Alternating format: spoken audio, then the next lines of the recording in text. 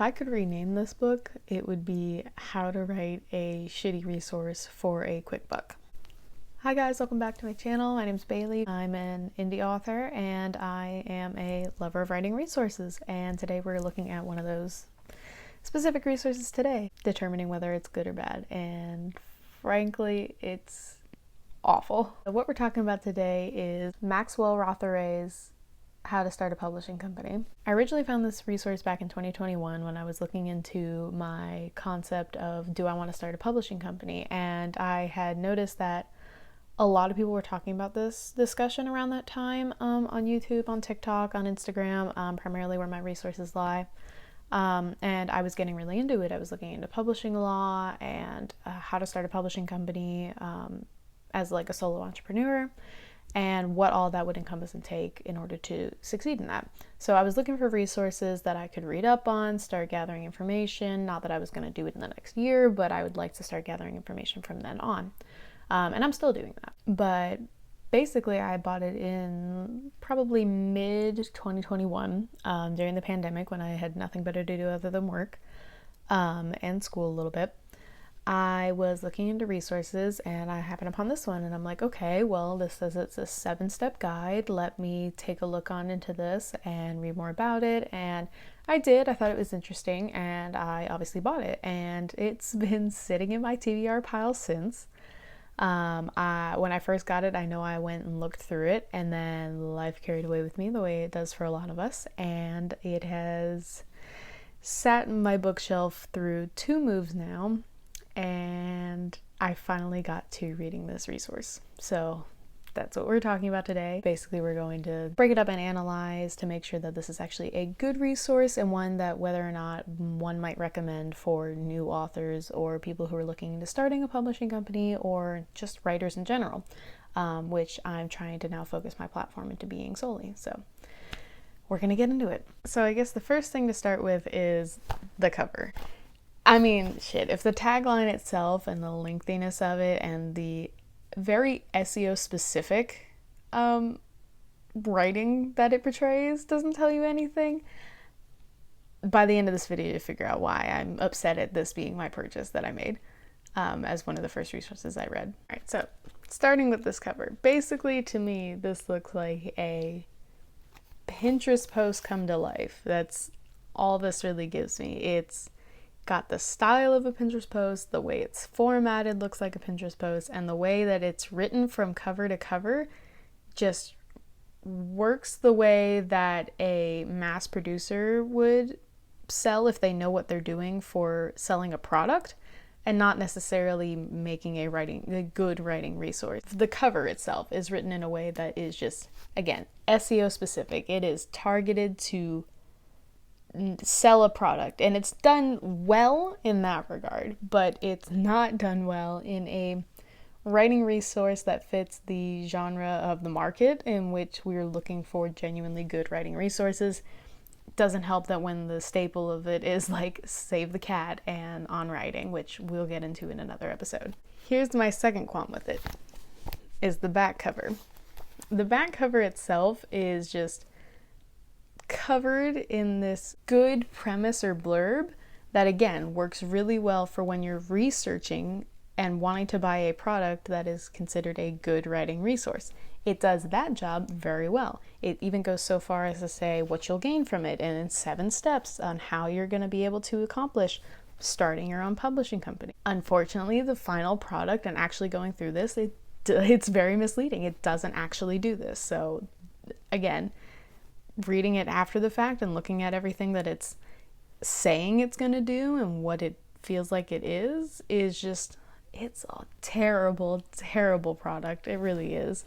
The marketing behind it's good. The SEO work for having a good product is there, but it's not doing what it says it's going to do. It's really not. The second thing we're going to get into is the author and the publishing company, and both of which do not exist.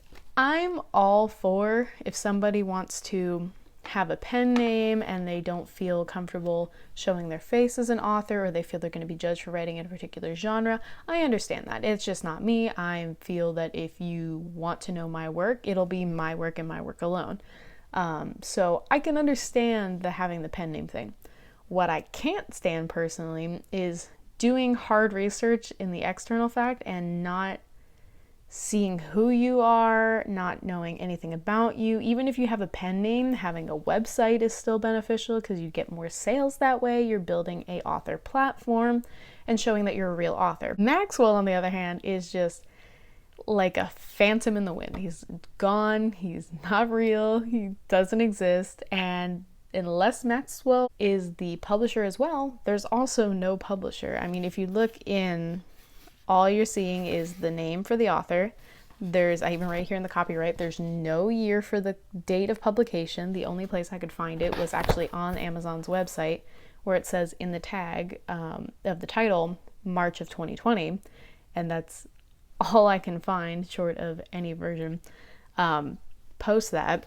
So, I mean, even in itself, it's just outdated. Again, no publishing company. At the back of the book is where you would typically see a author photo or author bio about the author, giving you more information. And again, these are conventions of the genre of type of book, but almost every book has this. It's odd for it not to have it. And again, where you would see publishing company information, there's nothing there. So another qualm I have from the book right off the bat, just based on looks, let alone the content, if I can even call it that, that's in the book itself. The next few parts are going to kind of go hand in hand. It's really just the table of contents, the intro, and the body of the book itself. And they all kind of go hand in hand in the fact that they are just terribly written. I mean, they're just... Let's start with the table of contents. The table of contents itself is poorly formatted for the document size. I mean, you have huge margins compared to what you're actually typing out. It's a cheaply made book, and it's fastly done. And you have a huge footer for no reason, which again proves to formatting, because you still have an additional 2 pages almost, where it could have been reduced and looked a little bit more aesthetically pleasing instead of having the waste of the extra pages, which is why I assume they didn't do it, because then there would be more pages in the book feigning more content, which doesn't actually exist. And then you get to the introduction. And the introduction, sadly, was the better part of the entire book, because it was okayly written. It was definitely not edited. None of this book was.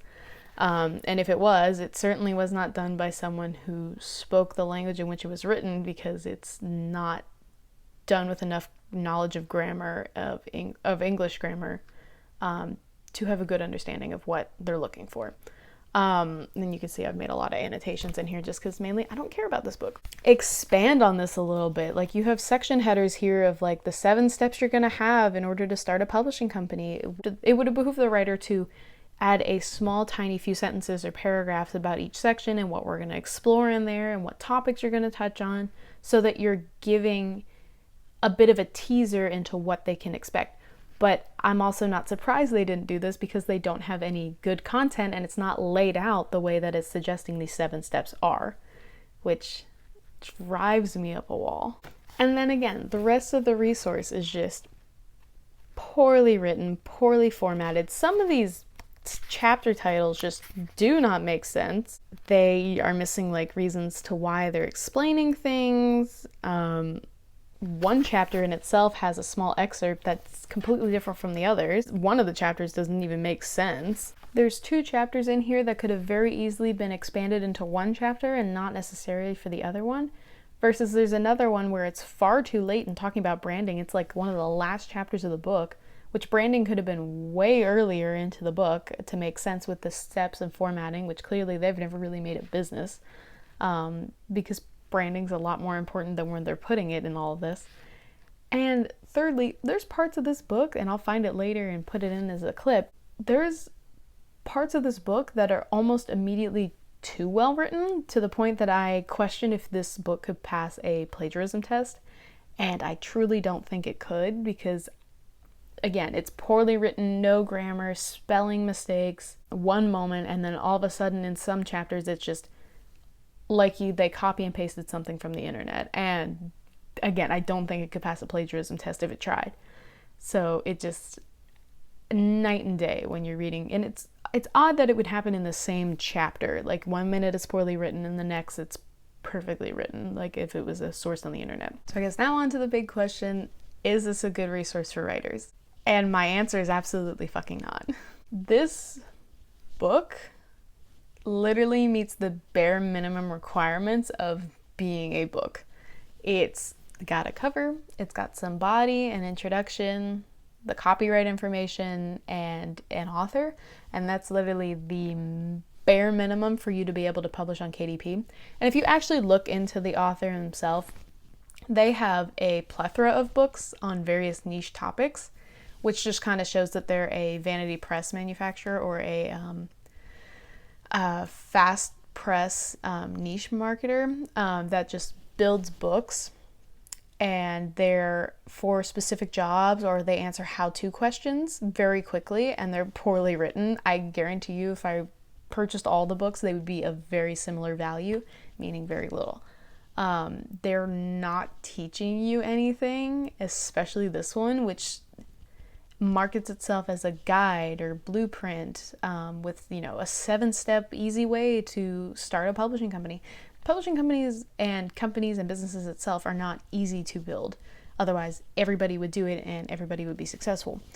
Again, most businesses don't last 1 year, 2 years, or even 5 years. It's a very low percentage. So the fact that they're marketing this and still not providing value, it just shows that they're trying to make a quick buck, and they do not actually care or are not actually part of the writing community, to the point that they are most likely just doing this to make money, and they're just hoping that they can profit off people's naivete, and they're not part of the community. They don't care about the community, so they're not making a good resource to further the community. That just shows. And I could almost guarantee that this probably came from a ghostwriter from something like Fiverr, where you see listings all the time if you've been looking for ghostwriter opportunities that say, oh, help build a book on any random topic and you can get money for it and royalty pay or whatever. That's probably what this is. They took someone that was a ghostwriter from another website and they had them write a book on whatever niche topic they wanted, and then they manufactured and posted it as a book under Matthew, and Matthew has a whole bunch of books under his belt. And no, it's a poorly written book by someone who did not care and is not part of the community, and they obviously didn't care enough to edit. So again, this is a poor writing resource. If you feel so inclined, you're more than welcome to buy it and read it for yourself. It's $7 for the paperback. It's truly not worth your money, but if you wanted the affiliate links down below, I don't know why you would, but feel free. It's $6.99. Basically, this book has just been a giant waste of time. It's a giant waste of money, and it's a book by legal sense, and it's just filled with nonsense from the internet or jargon, and it doesn't do any good. And it will continue to sit on my shelf as a reminder as to why we do what we do, and this is a terrible example and gives a bad name for writing resources, course writers, and self-published authors. That's what this is. Definitely 1 out of 5 stars. Not worth your time. If you're curious on seeing the metadata for the book, you feel like you want to read it or anything else, all the information is going to be below, including the article write-up that I have of this review that you can see down below. I'll have it in 2 places, my own website and medium.com, where I write a few other reviews and articles about writing and writing resources. So that's it for this episode. I'll see you guys later. Bye.